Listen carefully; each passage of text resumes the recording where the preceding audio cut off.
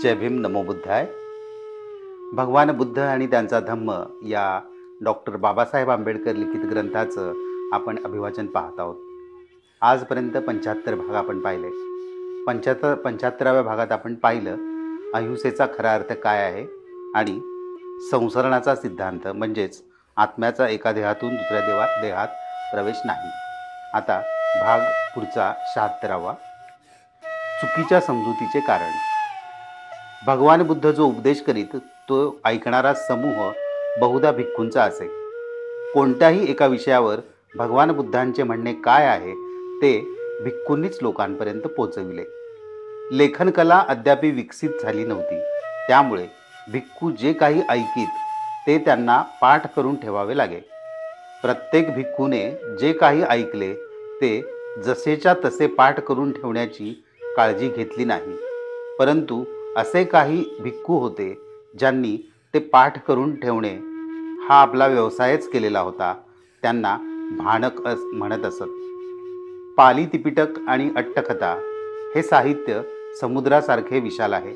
ते सर्व पाठ करणे म्हणजे मोठेच असाधारण काम होते. अनेकदा असे झाले की भगवान बुद्धांनी जो उपदेश दिला त्याचे वृत्तांत कथन यथातथ्य झाले नाही. भगवान बुद्धांच्या जीवनकाळी देखील त्यांच्या उपदेशाचे चुकीचे कथन झाल्याच्या गोष्टी त्यांच्या निदर्शनास आल्या होत्या. उदाहरण म्हणून अशा 5 प्रसंगांचा उल्लेख करता येईल. पहिला उल्लेख अलगदुपम सुत्तात आहे, दुसरा महाकम्म विभाग सुत्तात, तिसरा कन्नकट्टल सुत्तात, चौथा महातण्णा संघय सुत्तात आणि 5वा जीवन सुत्तात. अशा प्रकारे तथागतांच्या उपदेशाचे चुकीचे कथन कदाचित अनेक स्थळी झालेले असावे. कारण आपणास असे दिसते की भिक्खू भगवान बुद्धांपाशी जाऊन अशा प्रसंगी आम्ही काय करावे असे विचारताना आढळतात. विशेषतः कर्म आणि पुनर्जन्म या विषयांसंबंधी चुकीचे वक्तव्य पसरविण्यात आले असे अनेक प्रसंग आहेत. कर्म आणि पुनर्जन्म या विषयांच्या सिद्धांतांना ब्राह्मणी धर्मातही स्थान आहे. त्यामुळे भाणकांना अपेक्षेपेक्षा सुलभ रीतीने ब्राह्मणी सिद्धांत सहजगत्या बौद्ध धर्मात मिसळविता आले. यासाठी त्रिपिटकात जे बुद्धवचन म्हणून मानले गेले आहे ते बुद्धवचनच आहे असे मानताना फार सावधगिरी राखली पाहिजे. यासंबंधी एक कसोटी विद्यमान आहे. भगवान बुद्धांच्या बाबतीत एक विधान निश्चितपणे करता येते की ते काहीच नव्हते जर त्यांचे वचन बुद्धीला विसंगत आणि तर्काला सोडून होते. म्हणून इतर गोष्टी यथायोग्य असून जे जे बुद्धीला व तर्काला धरून असेल ते बुद्धवचन मानायला हरकत नाही. मित्रांनो, डॉक्टर बाबासाहेब आंबेडकरांनी ही जी कसोटी लावलेली आहे तर ती अतिशय महत्त्वाची आहे की जे तर्काला धरून असेल तेच बुद्धवचन आहे. दुसरी गोष्ट अशी की जी चर्चा मनुष्याच्या कल्याणाला पोषक नाही अशा चर्चेच्या फंदात भगवान बुद्ध कधीच पडले नाहीत. म्हणून जे जे माणसाच्या कल्याणाला पोषक नाही ते बुद्धाच्या नावावर खपविले जात असले तरी वस्तुतः ते बुद्धवचन म्हणून मानता येणार नाही. तिसरी ही एक कसोटी आहे, ती ही की भगवान बुद्धांनी सर्व विषयांना 2 वर्गात विभक्त केलेले होते. ज्या विषयासंबंधी ते निश्चित आहेत आणि ज्या विषयासंबंधी ते निश्चित नाहीत, अशी विषयांची 2 प्रकारात वर्गवारी केली होती. जे विषय पहिल्या वर्गात मोडतात त्यांच्या संबंधी त्यांनी आपले विचार निश्चयात्मक व अंतिम अशा स्वरूपाचे मांडलेले आहेत. जे विषय दुसऱ्या वर्गात मोडतात त्यासंबंधीही त्यांनी आपले विचार व्यक्त केले आहेत, परंतु ते तात्पुरते आणि केवळ स्वतःचे अनुमानात्मक मत अशा प्रकारे व्यक्त केलेले आहेत. ज्या 3 प्रश्नांसंबंधी संदेह अथवा मतभेद आहेत त्या विषयांबाबत भगवान बुद्धांचे विचार काय होते हे ठरविताना त्या चर्चेच्या वेळी वरील 3 कसोट्या लक्षात ठेवणे आवश्यक आहे. पुस्तकातील भाग 3, बौद्ध जीवन मार्ग, कुशल कर्म अकुशल कर्म. कुशल कार्य करीत राहा, अकुशल कर्मात सहयोगी बनू नका, पाप कर्म करू नका. हा बौद्ध जीवन मार्ग होय. माणसाने एकदा कुशल कर्म केले की ते वारंवार करावे, त्यातच चित्तास लावावे. कुशल कर्माचा संचय करीत राहणे सुखकर आहे. कुशल कर्माबाबत असा विचार करू नका की ते मला साधणार नाही. थेंबाथेंबाने मडके भरते, त्याचप्रमाणे थोडे थोडे करता करता बुद्धिमान माणूस पुष्कळ शुभकर्म करू शकतो. जे कर्म केल्याने माणसाला पश्चाताप करण्याची पाळी येत नाही आणि ज्याचे फळ आनंदाने आणि समाधानाने भोगू शकतो, ते कर्म चांगल्या रीतीने झाले असे समजावे. जे कर्म केल्याने माणसावर पश्चातापाची पाळी येत नाही, ज्याचे फळ प्रफुल्लित मनाने उपभोगता येते, ते काम चांगले झाले असे समजावे. जर मनुष्य एखादे कुशल कर्म करीत असेल तर ते त्याने वारंवार करीत राहावे, त्यात त्याने आनंद मानावा. कुशल कर्माचे करणे आनंददायक असते. जोपर्यंत कुशल कर्माला परिपक्वता येत नाही, तोपर्यंत सज्जन मनुष्यालाही वाईट दिवस भोगावे लागतात. परंतु त्याचे कुशल कार्य परिपक्व झाले की त्याला चांगले दिवस दिसू लागतात. ते मला बरोबर साधणार नाही, असे माणसाने कुशल कर्मासंबंधी कधीच बोलू नये.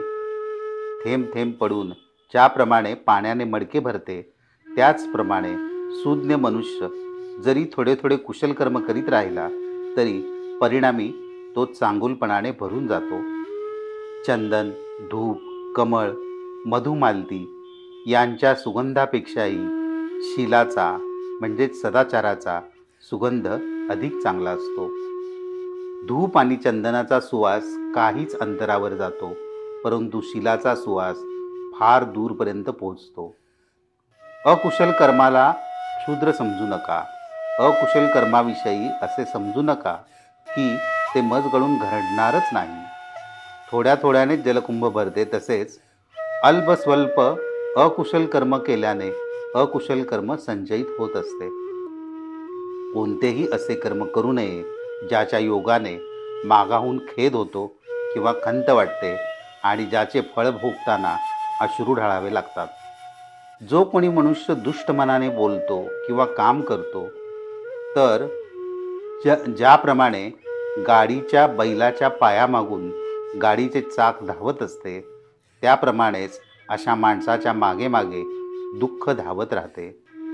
पाप कर्म करू नका, वाईट मार्गाने जाऊ नका, मिथ्या कल्पना उराशी बाळगू नका, परिपूर्णतेकडे जाण्याची त्वरा करा, वाईट विचारांचे दमन करा. जो शुभकर्मात मागे राहतो त्याचे मन हळूहळू पापामध्ये रममाण होते. जे कृत्य केले असताना खेद वा खंत वाटते, ज्याचे फळ भोगताना अश्रू ढाळावे लागतात आणि शोक करावा लागतो, ते काम करणे इष्ट नव्हे. पाप कर्म करणाऱ्याला सुद्धा जोपर्यंत त्याचे पाप परिपक्व होत नाहीत, तोपर्यंत सुख दिसत राहते. परंतु ज्यावेळी त्याचे पाप परिपक्व होतात, त्यावेळी त्याला दुःखच मिळते. अकुशल कर्माला तुच्छ लेखू नये आणि असे समजू नये की ते मजपर्यंत येऊन भिडणार नाही. थेंबाथेंबाने भांडे भरते. अगदी अल्प दुष्कृत्ये करता करता मूर्ख मनुष्य पापमय होऊन जातो.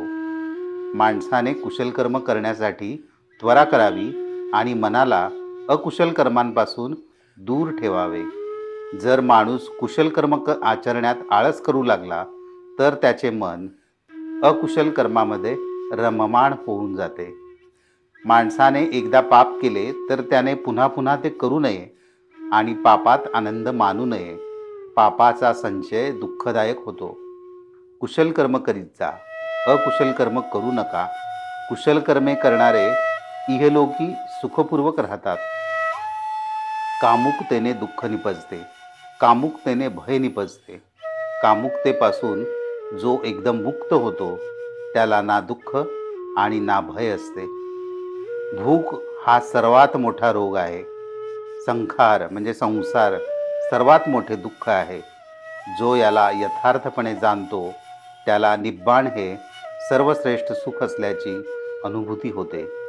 ज्याप्रमाणे लोखंडी शस्त्र एखाद्या मौल्यवान रत्नाचा भंग करते, तसे स्वनिर्मित आणि स्वपोषित पाप त्याच्या कर्त्याचा नाश करते. स्वयं उत्पन्न पापकर्म करण्याचा ते कर्मच अशा प्रकारे नाश करीत असतात, ज्याप्रमाणे मौल्यवान रत्नांना लोखंडी शस्त्र. ज्याप्रमाणे वृक्षाला वेढणारी लता वृक्षाला खाली ओढते, त्याप्रमाणेच ज्याच्या अंगी अतिशय दुष्टपणा असतो तो त्याच्या शत्रूलाही आनंद वाटावा अशा अधोगतीला स्वतःला नेऊन पोचवितो. दुष्कृत्ये आणि स्वतःला मारक ठरणारी कृत्ये माणसाला सहज करता येतात, परंतु जी उपकारक आणि हितकारक कृत्ये असतात ती मात्र करायला कठीण असतात. जय भीम.